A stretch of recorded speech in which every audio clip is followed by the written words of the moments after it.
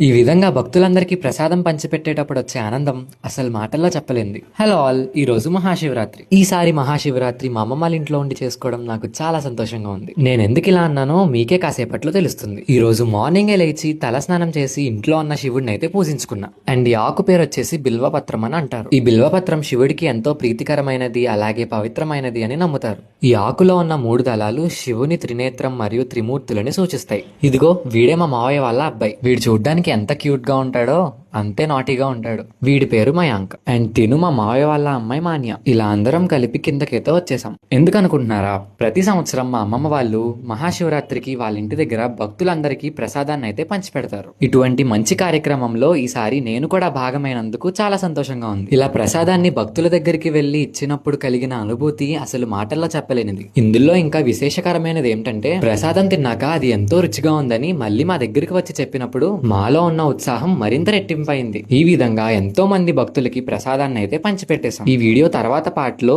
రాజమండ్రిలో ఎంతో విశేషమైన గుడిని కూడా చూపించాను. మరి ఇంకా ఇటువంటి ఇంట్రెస్టింగ్ అండ్ మంచి మంచి వీడియోస్ కోసం ఈ రీల్ ని లైక్ కొట్టి మన పేజ్ ని ఫాలో చేయడం మాత్రం అసలు మర్చిపోకండి.